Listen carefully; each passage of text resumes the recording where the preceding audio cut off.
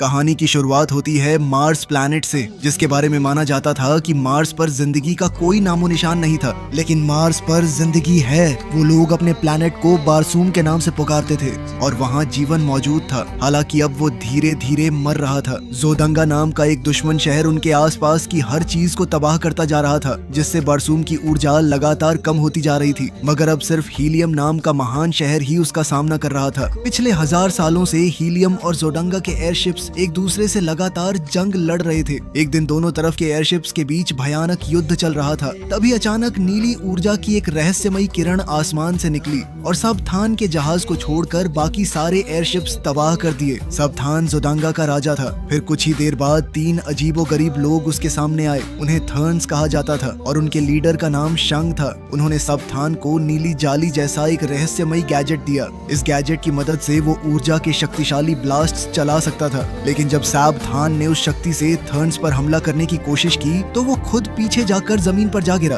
फिर थर्न्स ने बताया कि उन्हें गॉडेस ने भेजा था और गॉडेस ने सबथान को उसकी जंग में मदद करने का फैसला किया था। फिर शांग ने उसे अपनी नई शक्ति आजमाने को कहा। अगले ही पल सबथान ने दुश्मन के एयरशिप्स पर ऊर्जा के धमाके बरसाने शुरू कर दिए और कुछ ही पलों में उसने पूरी लड़ाई जीत ली। वहीं दूसरी तरफ साल 1881 में धरती पर जॉन न्यूयॉर्क की सड़कों पर चल रहा था। तभी अचानक उसने महसूस किया कि एक रहस्यमयी आदमी उसका पीछा कर रहा था। जॉन ने उसे चकमा देने की पूरी कोशिश की और अलग अलग रास्तों से निकलने लगा। उसके बाद वो एक दुकान पर रुक गया और एक टेलीग्राम भेजा। उसने एक्सप्रेस सर्विस चुनी क्योंकि मामला बहुत जरूरी था। कुछ समय बाद उसका भतीजा नेड वो टेलीग्राम पढ़ रहा था। उसके अंकल जॉन ने उसे तुरंत आकर उसकी मदद करने को कहा था। अब नेड बिना देर किए ट्रेन पकड़कर जॉन के घर पहुंच गया, मगर वहां उसकी मुलाकात एक वकील से हुई। वकील ने बताया कि जॉन की अचानक मौत हो चुकी थी और अपनी सारी संपत्ति उसने नेड के नाम कर दी थी। जॉन के शरीर को एक ऐसे क्रिप्ट के अंदर रखा गया था जिसे सिर्फ अंदर से ही खोला जा सकता था। खैर, फिर वकील ने एक पुरानी डायरी भी नेड को दी। जॉन ने सख्त हिदायत दी थी कि इस डायरी को सिर्फ नेड ही पढ़े। अब वकील के जाने के बाद नेड ने डायरी खोलकर पढ़ना शुरू किया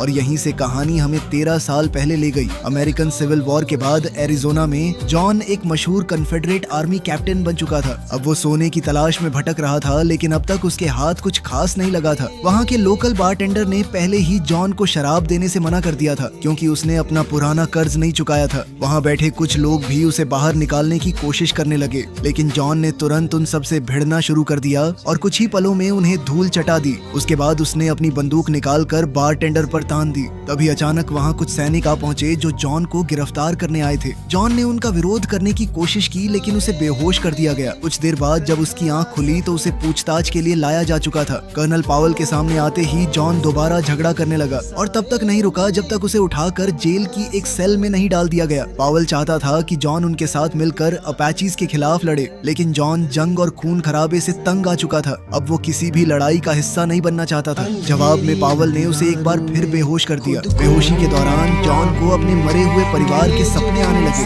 कई घंटों बाद जब उसकी आंख खुली तो उसने गार्ड का ध्यान खींचने के लिए सेल के अंदर ही पेशाब कर दिया। फिर जैसे ही गार्ड पास आया तो जॉन ने उसे बेहोश कर दिया और उसकी चाबियां चुरा ली। फिर वो जेल से फरार हो गया और पावल का घोड़ा लेकर निकल पड़ा। कुछ ही देर में फौज उसके पीछे लग गई, लेकिन रास्ते में उन्होंने जॉन को एक अपाची सैनिकों के सामने खड़ा देखा। दोनों तरफ के लोग हथियारों से लैस थे और एक दूसरे पर शक कर रहे थे। जल्द ही दोनों तरफ से अलग अलग भाषाओं में बहस शुरू हो गई और देखते ही देखते गोलियां चलने लगी। जॉन ने इस अफरा तफरी का फायदा उठाया और वहाँ से भागने लगा, लेकिन इसी दौरान कर्नल पावल जख्मी हो गया। जॉन उसे वहाँ छोड़ सकता था, पर उसने उसकी मदद करने का फैसला किया। फिर दोनों मिलकर एक घाटी की तरफ भागे और वहाँ उन्हें एक छोटी सी गुफा मिल गई। जो अपाची उनका पीछा कर रहे थे वो भी वहाँ तक पहुँच गए, लेकिन जैसे ही उनकी नजर गुफा के ऊपर बने एक अजीब निशान पर पड़ी, वो तुरंत रुक गए और बिना कुछ कहे वहाँ से लौट गए। ये देखकर जॉन को हैरानी हुई। वो उस निशान को ध्यान से देखने लगा और तब उसने पहचाना कि ये वही स्पाइडर सिंबल था जो उसे सोने की तलाश के दौरान कई बार दिख चुका था। फिर अपनी जिज्ञासा को रोक न पाते हुए जॉन ने पावल को वहीं छोड़ दिया और गुफा के अंदर गहराई तक जाने लगा। अंदर जाकर उसे एक रहस्यमयी कमरा दिखा जहाँ दीवारों पर अजीब निशान बने हुए थे और उन पर सोने की परत चढ़ी हुई थी। लेकिन तभी अचानक उसके पीछे एक थर्न प्रकट हो गया। उसने बिना चेतावनी दिए जॉन पर हमला कर दिया और दोनों के बीच जबरदस्त हाथापाई शुरू हो गई। लेकिन कुछ ही पलों बाद जॉन ने अपनी बंदूक निकाली और थर्न को गोली मार दी। तब उसकी नजर उस आदमी के हाथ में पकड़े एक चमकते हुए पेंडेंट पर पड़ी। मरने से पहले थर्न ने कुछ रहस्यमयी शब्द फुसफुसाए। तब जॉन ने अनजाने में वही शब्द दोहरा दिए और पेंडेंट को छू लिया। अगले ही पल कुछ ऐसा हुआ जिसकी उसने कभी कल्पना भी नहीं की थी। वो अचानक गुफा से गायब हो गया और जब उसने दोबारा आंखें खोली तो उसने खुद को एक अजीब और अनजान रेगिस्तान के बीच खड़ा पाया। उसने उठकर चलने की कोशिश की, लेकिन हर कदम उठाना उसके लिए बेहद मुश्किल हो गया था और खड़े होने के लिए भी उसे कई बार कोशिश करनी पड़ी। जॉन के लिए यह देखना बेहद हैरान कर देने वाला था कि उसकी चाल लगभग हवा में तैरने जैसी लग रही थी। गुस्से में आकर उसने पेंडेंट दूर फेंक दिया और हैरानी की बात यह थी कि उसके बाद वो ठीक से चलने लगा। जल्द ही उसने महसूस किया कि अब वो छलांग लगाकर पहले से कई गुना ज्यादा दूर तक जा रहा था। जॉन को अभी इसका अंदाजा नहीं था, लेकिन वो मार्स यानी बारसूम पर आ गया था और वहाँ की कम ग्रेविटी की वजह से वो ये सब कर पा रहा था। कुछ देर बाद जॉन एक पहाड़ी की चोटी पर पहुंच गया। वहाँ उसने अंडों का एक झुंड देखा जिनमें से हरे रंग के 6 बाजुओं वाले बच्चे जन्म ले रहे थे। तभी अचानक थार्क्स का एक झुंड वहाँ आ पहुंचा। वो सब विशाल क्रीचर्स पर सवार थे और खतरनाक हथियारों से लैस थे। उनका नेता टार्कस था, जिसकी नजर जैसे ही पेंडेंट पर पड़ी उसने तुरंत जॉन पर हमला कर दिया। साथ ही बाकी थार्क्स ने भी उस पर फायरिंग शुरू कर दी, लेकिन जॉन ने एक जबरदस्त छलांग लगाई और उनकी पहुंच से बाहर निकल गया। जॉन की यह ताकत देखकर टार्कस काफी प्रभावित हुआ। उसने तुरंत फायरिंग रोकने का हुक्म दिया और दोबारा जॉन के पास गया। इस बार उसने दिखाया कि वो शांति से बात करना चाहता था। फिर दोनों ने एक दूसरे से बात करने की कोशिश की, लेकिन भाषा की दिक्कत के कारण टार्कस को लगा कि जॉन का नाम वर्जीनिया था, जो असल में उसका होम टाउन था। टार्कस जॉन को एक और छलांग लगाते देखना चाहता था, लेकिन जवाब में जॉन ने उसके हथियार चुराने की कोशिश की। ये देखते ही थार्कस ने तुरंत पलटवार किया और कुछ ही पलों में जॉन को पकड़ लिया। इसके बाद वो जॉन और उन नए पैदा हुए बच्चों को लेकर अपनी बस्ती में चले गए। वहीं दूसरी तरफ हीलियम में राजकुमारी डेजा अपने नए आविष्कार के बारे में एक भाषण देने की तैयारी कर रही थी, लेकिन तभी उसके पिता किंग टार्दोस और उनके मंत्री वहां आ पहुंचे। वो लोग जोदांगा के नए हमलों पर चर्चा कर रहे थे। ये हमले एक अजीब चमकते हुए हथियार की मदद से किए जा रहे थे, मगर डेजा ने बीच में बोलते हुए बताया कि उसने एक ऐसा गैजेट बनाया था जो उस नीली ऊर्जा को इकट्ठा कर सकता था। वो उस ऊर्जा को 9th रे कहती थी। अपनी बात साबित करने के लिए उसने उस गैजेट का प्रदर्शन करना चाहा, लेकिन काउंसिल के एक आदमी ने चुपके से उस मशीन को झटका देकर खराब कर दिया। नतीजा ये हुआ कि सबको लगा डेजा का आविष्कार फेल हो गया। इसके बाद टार्डोस ने मंत्रियों को वहां से भेज दिया। फिर उसने डेजा को बताया कि जंग रोकने का सिर्फ एक ही तरीका बचा था और वो था सब खान से शादी करना। ये सुनकर डेजा बेहद परेशान हो गई। उसने अपने पिता को समझाने की बहुत कोशिश की, लेकिन टार्डोस ने उसकी एक न सुनी। उल्टा उसे अपने लोगों को शादी की तैयारियां शुरू करने का हुक्म दे दिया। खैर कुछ देर बाद बाहर वही मंत्री जिसने मशीन खराब की थी वो अपना असली रूप दिखाने लगा। वो असल में एक थर्न था और अपनी रूप बदलने की शक्तियों का इस्तेमाल करके हीलियम पर नजर रख रहा था। दूसरी तरफ जॉन थार्क्स की बस्ती को बहुत ध्यान से देख रहा था, खासकर तब जब उसने उन्हें उन नए पैदा हुए बच्चों को लेकर आपस में लड़ते देखा। फिर टरकास ने सबको हुक्म दिया कि 16 नाम की लड़की को एक बच्चा दे दिया जाए। उसी दौरान हाजुस ने जॉन को मारने की कोशिश की, लेकिन टरकस ने तुरंत उसे धक्का देकर पीछे हटा दिया, क्योंकि उसका कोई साथ देने वाला नहीं था। इसके बाद टरकस ने जॉन से दोबारा कर दिखाने को कहा, मगर जॉन ने फिर भी उसकी बात मानने से इनकार कर दिया। फिर उसे बच्चों के साथ एक गुफा में भेज दिया गया, जहां उसे जंजीरों से बांध दिया गया। फिर रात को 16 उसे मिलने आई और उसे एक खास ड्रिंक पिलाया। उसका असर ये हुआ कि जॉन थार्क्स की भाषा समझने लगा, मगर इसके तुरंत बाद वो बेहोश हो गया। जब जॉन की आंख खुली तो रात का समय था और उसके सामने वूला नाम का एक अजीब सा कुत्ते जैसा एलियन खड़ा था। पहले तो जॉन उसे देखकर घबरा गया, लेकिन वूला कुछ ही देर में उसका दोस्त बन गया। फिर जॉन ने अपनी जंजीरों से छुटकारा पाने की कोशिश की और किसी तरह वहां से निकल गया, लेकिन वूला उसके पीछे पीछे चलता रहा। जॉन जितनी भी दूर भागने की कोशिश करता, वूला कुछ ही पल में उसके पास वापस आ जाता। अपना पेंडेंट ढूंढने की उम्मीद में जॉन कुछ आवाजों का पीछा करते हुए आगे बढ़ा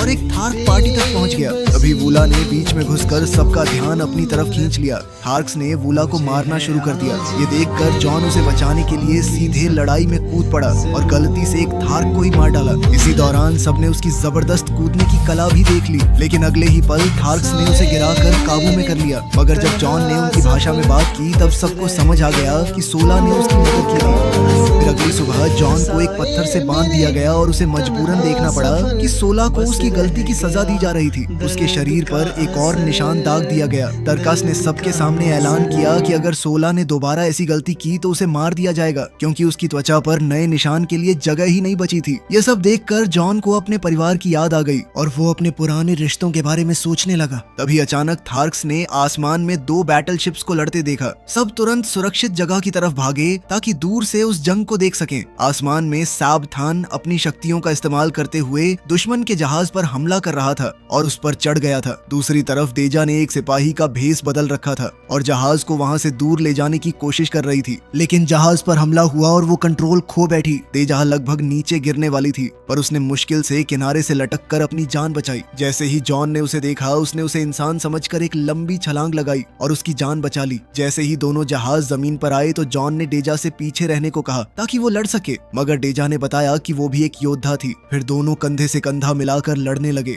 और दोनों सेनाओं के सिपाहियों का सामना करने लगे। लड़ाई के दौरान जॉन एक जहाज पर चढ़ गया और उसकी तोप का इस्तेमाल करते हुए दूसरे जहाजों पर गोलाबारी करने लगा। उसके हमलों से कई जहाज टकरा कर तबाह हो गए। इसके बाद सावधान सीधे जॉन के सामने आ गया और दोनों के बीच जबरदस्त लड़ाई शुरू हो गई। लेकिन कुछ ही देर में सावधान जॉन पर भारी पड़ने लगा और उसे आसानी से हरा दिया। जब सावधान जॉन को मारने ही वाला था कि तभी थार्क्स ने जहाजों पर गोलीबारी शुरू कर दी। इस अफरा तफरी का फायदा उठाकर जॉन ने एक लंबी छलांग लगाई और वहां से बच निकला, जबकि बचे हुए कुछ जहाज वहां से भाग गए। इसके बाद थार्क्स ने जॉन को अपना योद्धा मान लिया और उसे डोटार सोजात यानी राइट आर्म्स का सम्मान दिया। ये देखकर हाजूस गुस्से से भर गया। जॉन यह सम्मान ठुकराना चाहता था क्योंकि वो दोबारा किसी जंग का हिस्सा नहीं बनना चाहता था, लेकिन तरकस ने देजा को धमकी दी और जॉन को मजबूरन उस सम्मान को स्वीकार करना पड़ा। फिर थार्क्स गिरे हुए जहाजों को लूटने निकल पड़े, जबकि डेजा जॉन की ताकत और उसकी कूदने की कला को लेकर काफी उत्सुक थी। उसने जॉन से कहा कि वो उसके लोगों को भी ये कला सिखा दे, मगर जॉन ने साफ कह दिया कि वो किसी के लिए काम नहीं करता। खैर, फिर देजा ने इस ग्रह पर समुद्रों की कमी का जिक्र किया। फिर दोनों एक दूसरे के साथ अपनी जानकारी साझा करने लगे और आखिरकार जॉन को समझ आ गया कि वो मार्स पर था। डेजा को उसकी बात पर पूरा यकीन नहीं हुआ। तब जॉन ने बताया कि उसे एक पेंडेंट की मदद से यहाँ लाया गया था। यह सुनते ही डेजा को शक हुआ कि शायद जॉन एक थर्न हो सकता था।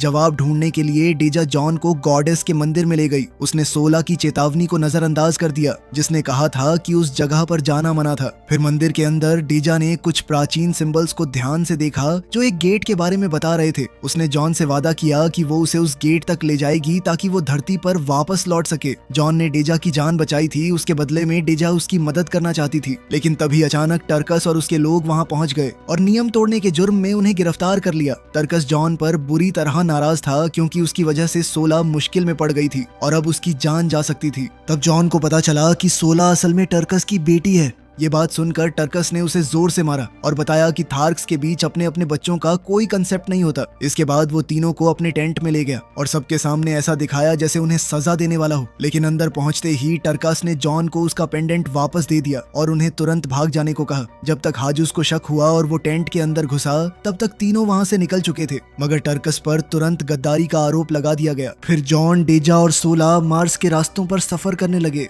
जबकि वूला भी उनके साथ साथ चलता रहा। रास्ते भर जॉन ने देखा कि सबथान की जंग ने कितनी तबाही मचा दी थी। उन्हें खतरनाक रेत के तूफानों का सामना करना पड़ा और कई बार वॉरशिप्स से बचकर छुपना भी पड़ा। लेकिन कुछ दिनों बाद 16 को एहसास हुआ कि डेजा उन्हें उस गेट की तरफ नहीं ले जा रही थी। जब 16 ने डेजा से इस बारे में सवाल किया तब डेजा ने सच बता दिया कि वो उन्हें हीलियम ले जा रही थी ताकि वो उसके लोगों की मदद कर सके। ये बात सुनकर जॉन को बहुत गुस्सा आया और उसने फैसला कर लिया कि वो डेजा को वहीं छोड़ देगा। तब डेजा उससे मिन्नत करने लगी और घुटनों पर बैठ गई। उसने बताया कि वो एक राजकुमारी थी और दुश्मनों के हाथ चढ़कर अपनी आजादी खोना नहीं चाहती थी। साथ ही उसने ये भी कबूल कर लिया कि जिस गेट की बात वो कर रही थी असल में ऐसा कोई गेट था ही नहीं। आखिरकार जॉन मान गया और उसे अपने साथ रखने का फैसला किया, लेकिन उसे अब भी यकीन था कि जिस गुफा ने उसे यहाँ पहुंचाया था वो सच में मौजूद थी। वहीं दूसरी तरफ शांग को डेजा की लोकेशन की खबर मिल चुकी थी और उसने उसका पीछा करने की तैयारी शुरू कर दी। कुछ देर बाद वो तीनों एक पवित्र नदी तक पहुंच गए। यहाँ वो लोग आते थे जो अपने पापों का प्रायश्चित करने के लिए पानी में कूदकर अपनी जिंदगी खत्म कर देते थे ताकि उन्हें स्वर्ग मिल सके। 16 भी उनके साथ जाना चाहती थी, लेकिन जॉन ने तुरंत उसे रोक दिया। जॉन ने कहा कि अगर तुम सच में अपने पिता की इज्जत करती हो तो अपनी जिम्मेदारी निभानी पड़ेगी तुम्हें और उसकी मदद करनी होगी। उसके बाद तीनों एक नाव में बैठकर नदी के रास्ते आगे बढ़ गए। वूला को उन्हें पीछे छोड़ना पड़ा। फिर सफर के दौरान उन्हें एक अजीब सी विशाल स्ट्रक्चर दिखाई दी जिसे डेजा ने पहले कभी नहीं देखा था। जॉन एक बड़ी छलांग लगाकर डेजा को उसके ऊपर ले गया और जैसे ही वो वहाँ पहुंचे जॉन का पेंडेंट चमकने लगा और पूरी स्ट्रक्चर एक्टिवेट हो गई। तब साबित हो गया कि ये एक मशीन थी। अचानक उसका एक रास्ता खुल गया और दोनों अंदर चले गए। अंदर पहुंचकर देजा ने पेंडेंट की मदद से सोलर सिस्टम का एक डायग्राम एक्टिवेट कर दिया। तब उसे पता चला कि वही नीली ऊर्जा जिसे वो नाइन्थ रे कहती थी, उसका आकार बिल्कुल उस मकड़ी जैसा था जो जॉन ने गुफा में देखी थी। फिर एक और चौंकाने वाला सच सामने आया। जॉन असल में धरती से मार्स तक भेजी गई अपनी ही एक कॉपी था। ये सब समझने के बाद देजा को एहसास हुआ कि सैप थान को थर्न्स की मदद मिल रही थी और पहली बार उसने सच में मान लिया कि जॉन धरती से आया था। इस राज्य को और समझने के लिए डेजा को जॉन को हीलियम ले जाना जरूरी लगा। जॉन को मनाने के लिए उसने उसे किस कर दिया, लेकिन उस पल जॉन को अपनी मर चुकी पत्नी की याद आ गई। तभी अचानक थार्क्स की एक सेना वहाँ पहुँच गई। उनके बीच शांग भी था जो एक थार्क का रूप लेकर आया था। खतरा देखते ही जॉन ने डेजा को पकड़ा और दोनों एक लंबी छलांग लगाकर वापस अपनी नाव तक जा पहुंचे। फिर वो वूला से मिलने और वहां से बच निकलने के लिए नदी के रास्ते भागने लगे, लेकिन थार्क्स ने तुरंत उनका पीछा शुरू कर दिया। इसी दौरान जॉन को वो दर्दनाक दिन याद आ गया जब वो घर लौटा था और उसने अपना घर तबाह पाया था। उसका पूरा परिवार उससे छीन लिया गया था। अब वो किसी और अपने को खोना नहीं चाहता था, इसीलिए उसने डेजा से भाग जाने को कहा, जबकि वो खुद वूला के साथ मिलकर दुश्मनों का सामना करने के लिए वहीं रुक गया। इसके बाद एक भयानक जंग शुरू हो गई। अपने परिवार की मौत का दर्द और गुस्सा जॉन के अंदर फिर से जाग उठा था। इसी ताकत के साथ वो दुश्मनों पर टूट पड़ा और धीरे धीरे पूरी लड़ाई में भारी पड़ने लगा। वो एक के बाद एक कई योद्धाओं को हरा रहा था और मैदान में तबाही मचा दी थी। लेकिन तभी अचानक हीलियम का एक विशाल जहाज वहां आ पहुंचा और लड़ाई रुक गई। किंग टार्डोस अपनी बेटी देजा से दोबारा मिला और उसने बताया कि वो सब थान के साथ था। असल में सब थान ऐसा दिखावा कर रहा था जैसे वो शांति से आया हो और उसे सिर्फ राजकुमारी की सुरक्षा की चिंता हो। अपनी बात साबित करने के लिए उसने अपनी तलवार देजा को दे दी। देजा ने गुस्से में उसे मारने की कोशिश की, मगर आखिर में उसने अपने लोगों की भलाई के लिए उससे शादी करने का फैसला स्वीकार कर लिया। फिर जहाज सबको अपने साथ ले गया, जिसमें जॉन भी शामिल था। लेकिन किसी को पता नहीं था कि वूला और सोला मिट्टी के नीचे छुपकर बच निकले थे। कुछ घंटों बाद जॉन की आंख एक शानदार कमरे में खुली। कमरा सैनिकों से पूरी तरह घिरा हुआ था। तभी डेजा के खास फौजियों में से एक उसके पास आया और धीरे से कहा कि मुझे बंदी बना लो। जॉन ने उसका साथ दिया। फिर कुछ गार्ड्स को पीटने के बाद दोनों बाहर निकल गए। बाहर पहुंचकर उस सिपाही ने जॉन से कहा कि उसे एक खास टावर तक जंप करना होगा। फिर दोनों किसी तरह डेजा के कमरे तक पहुंच गए। जब दोनों को अकेले बात करने का मौका मिला तब डेजा ने जॉन से अपने लोगों के लिए लड़ने की गुजारिश की, लेकिन जॉन ने साफ मना कर दिया। तब डेजा ने उसे उसका पेंडेंट वापस दे दिया और उसे वो शब्द सिखा दिए जिनकी मदद से पेंडेंट का सही इस्तेमाल किया जा सकता था। जॉन ने उन शब्दों को दोहराना शुरू कर दिया, मगर उसी वक्त गार्ड्स कमरे में घुस आए। जब देजाह ने पलटकर देखा, जॉन वहां से गायब हो चुका था। उसे लगा कि जॉन धरती पर वापस लौट गया था, लेकिन असल में जॉन छत के ऊपर छुपा हुआ था। वहां से निकलने के लिए जब वो एक कॉरिडोर में आगे बढ़ा तब उसका सामना शांग से हुआ, जो किसी और का भेस बदले हुए था। शांग जॉन को एक पालकी में बिठा कर ले गया। सफर के दौरान उसने धरती के बारे में ऐसी बातें बताई जिससे साफ था कि वो उस दुनिया के बारे में काफी कुछ जानता था। फिर उसने एक और रूप धारण कर लिया ताकि दोनों शादी के जश्न देख सके। लेकिन तब एक हैरान कर देने वाला सच सामने आया। पता चला कि शादी पूरी होते ही डेजा को मार दिया जाएगा। इसके बाद शांग ने जॉन को बताया कि थर्न्स बहुत प्राचीन और अमर जीव थे। वो कई प्लैनेट्स पर मौजूद हैं, जिनमें से धरती भी एक है, और सदियों से वही इतिहास की दिशा तय करते आए थे। फिर शांग जॉन को एक हैंगर तक ले गया क्योंकि वो उसे वहां से आसमान में उड़ाना चाहता था। लेकिन तभी अचानक वूला वहां आ पहुंचा और शांग को काट लिया, जिससे जॉन आजाद हो गया।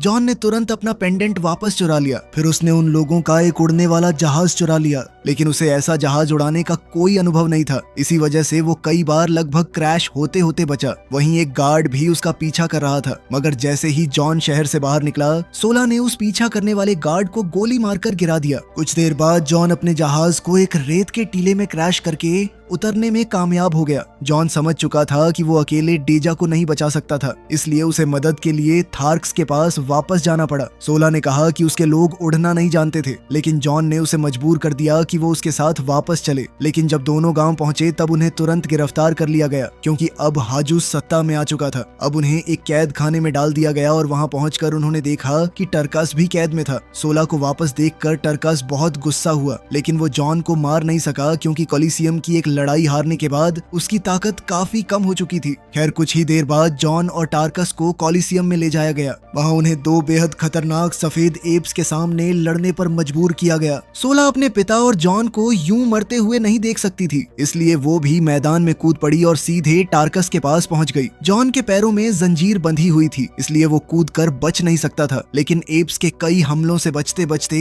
उसने किसी तरह अपनी जंजीर खोल दी। फिर उसने जंजीर के आखिर में बंधे पत्थर का इस्तेमाल करके एक एप को मार डाला। इसके बाद उसने जमीन पर पड़ी एक तलवार उठा ली। जब दूसरा एप उस पर झपटा तब जॉन ने एक ही वार में उसका काम तमाम कर दिया। ये देखकर पूरी भीड़ उससे प्रभावित हो गई, मगर इसके तुरंत बाद जॉन ने हाजुस को ललकारा। हाजुस इस लड़ाई से बचना चाहता था और वो मना करने लगा, लेकिन भीड़ ने उसे नियमों की याद दिला दी। मजबूरन हाजुस को चुनौती स्वीकार करनी पड़ी। फिर जैसे ही हाजुस ने हमला करने के लिए छलांग लगाई, जॉन ने एक ही वार में उसका सिर धड़ से अलग कर दिया। उसी पल पूरा मैदान उसकी जीत का जश्न मनाने लगा। फिर जॉन ने सबके सामने एक भाषण दिया। उसने कहा कि इस ग्रह को बचाने के लिए उसे योद्धाओं की जरूरत थी। ये सुनते ही भीड़ उसके साथ जंग में जाने के लिए तैयार हो गई।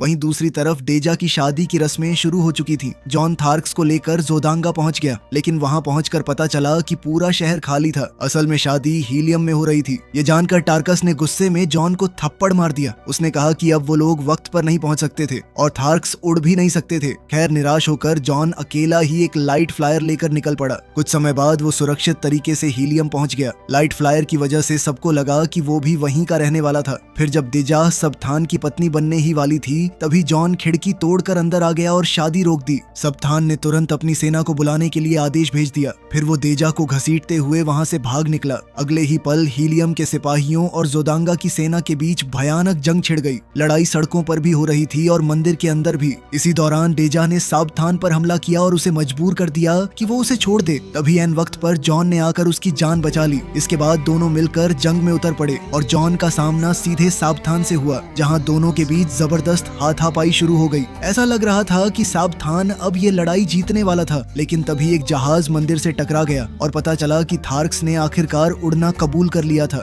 अब थार्क्स और हीलियमाइट्स मिलकर लड़ रहे थे, इसलिए वो जोदांगन्स पर भारी पड़ने लगे। इस दौरान जॉन सबथान पर झपटा और उसका हाथ पकड़कर उससे सच उगलवाने की कोशिश करने लगा, लेकिन तभी नीली रोशनी वापस सबथान के शरीर में लौट गई और कुछ बोलने से पहले ही उसकी जान ले ली। वही रोशनी अब जॉन को भी प्रभावित करने लगी। असल में पास ही शांक एक थार्क का रूप लेकर उस रोशनी को कंट्रोल कर रहा था, लेकिन डेजा की तलवार ने अचानक उसे रोक दिया। अब शांक तुरंत डेजा का रूप लेकर उसे उलझाने लगा। जैसे ही जॉन वहां पर पहुंचा तो नकली डेजा ने असली को धक्का देकर नीचे गिरा दिया। शांक ने भी इस मौके का फायदा उठाया और खिड़की से भाग निकला। उधर टार्कस को जमीन पर पेंडेंट मिला। जैसे ही उसने उसे उठाया, जॉन उससे मांगने लगा, लेकिन उसी वक्त असली जॉन सामने आ गया और वो और टार्कस मिलकर भेस बदल कर आए शांक पर टूट पड़े। शांक तुरंत गायब हो गया। आखिरकार लड़ाई खत्म हो गई और हर तरफ इस जीत का जश्न मनाया गया। जब सब कुछ शादी के लिए तैयार ही था तो जॉन ने अपनी पुरानी वेडिंग रिंग उतार दी। फिर उसने डेजा से शादी करने की बात कही। डेजा ने खुशी से हाँ कर दी और पूरी भीड़ जश्न में डूब गई। फिर शादी की रात के बाद जॉन ताजी हवा लेने बैल्कनी में गया। वहाँ उसने पेंडेंट को दूर फेंक दिया और मान लिया कि अब वो मार्स का जॉन बन चुका था। तभी उसकी मुलाकात एक गार्ड से हुई,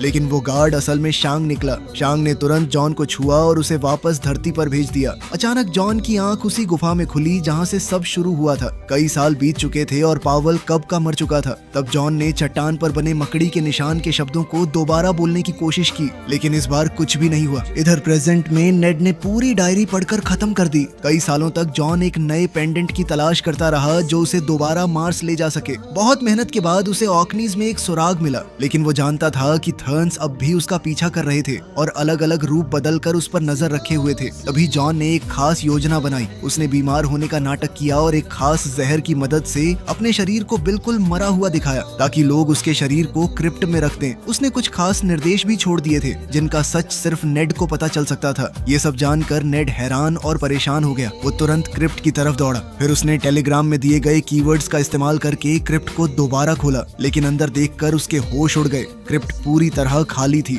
उसी पल एक थर्न उसके पीछे आ खड़ा हुआ। लेकिन उसके हमला करने से पहले ही गोली चलने की आवाज गूंजी और थर्न वहीं ढेर हो गया। तब जॉन अपनी छुपने की जगह से बाहर निकला। उसने नेड को बताया कि उसने नेड के बहाने थर्न को चकमा दिया ताकि थर्न को बाहर निकाला जा सके, लेकिन बाकी पूरी योजना पहले जैसी ही थी। जॉन ने मरे हुए थर्न से पेंडेंट उठाया, फिर उसने नेड से कहा कि वो उसके असली शरीर की हिफाजत करे। इसके बाद जॉन क्रिप्ट के अंदर चला गया और फिर क्रिप्ट को हमेशा के लिए बंद कर दिया गया। आखिर में जॉन ने वो खास शब्द बोले और इसी के साथ वो दोबारा मार्स लौट गया। यहीं कहानी खत्म।